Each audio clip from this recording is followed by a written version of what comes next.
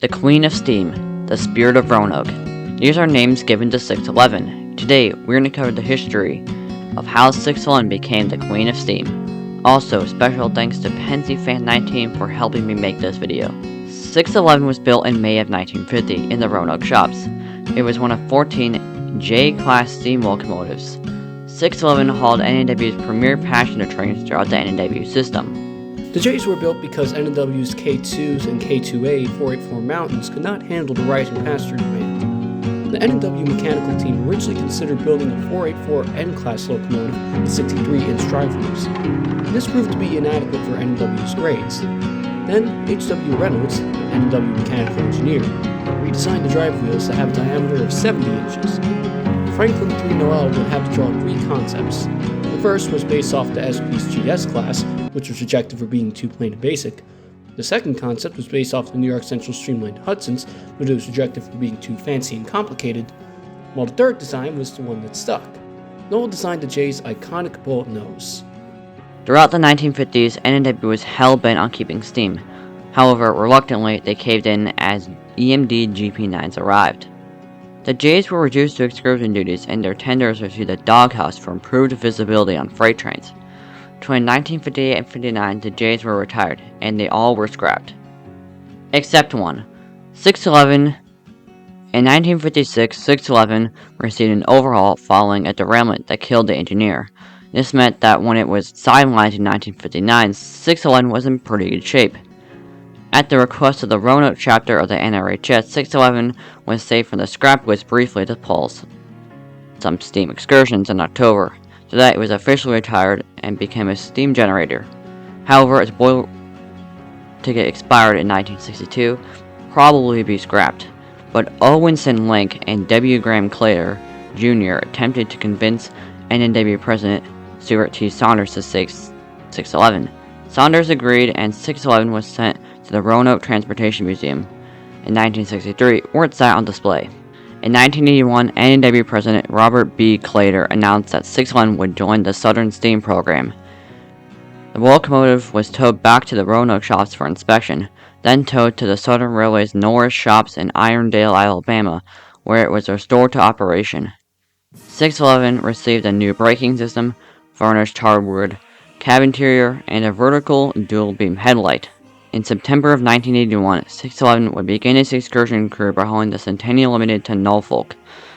At Lampert's Point, 611 derailed while approaching the turntable, so a pair of C-37s would have to bring the train home.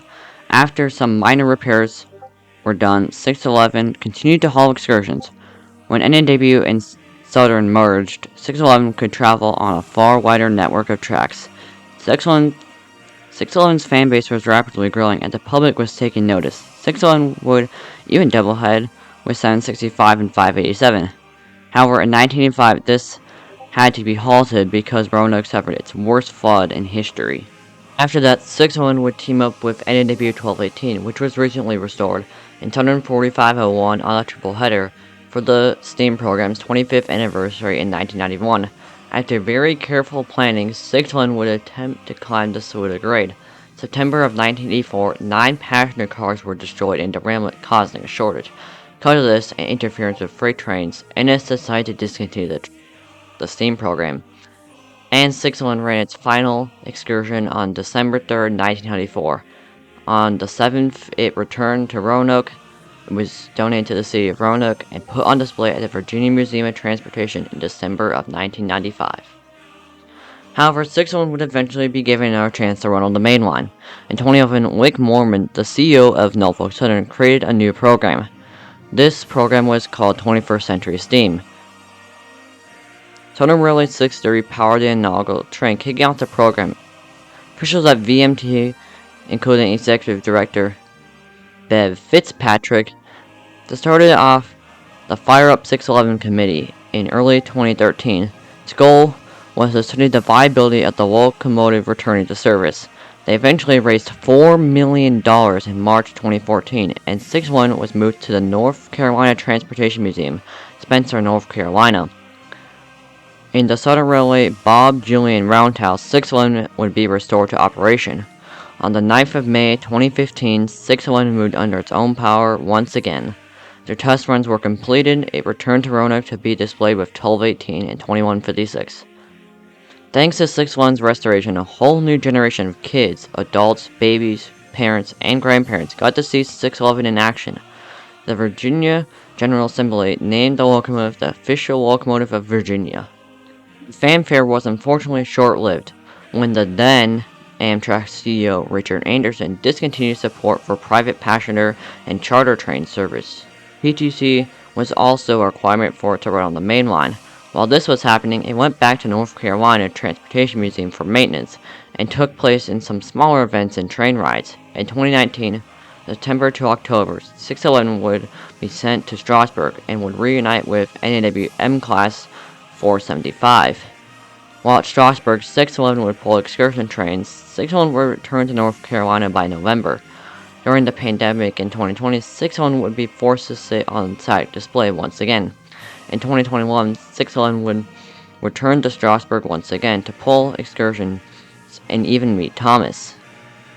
In 2022, 611 would be grounded because of federally mandated maintenance.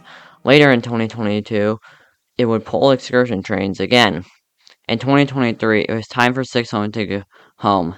611 would take part in a farewell tour in May of 2023. It was brought home by an NS diesel on June 2nd. As far as I know, 611 is in Roanoke, but I could be wrong. Anyways, thanks for watching. I hope you enjoyed this video on 611. If you enjoyed it, please subscribe. I would really appreciate it. Thank you.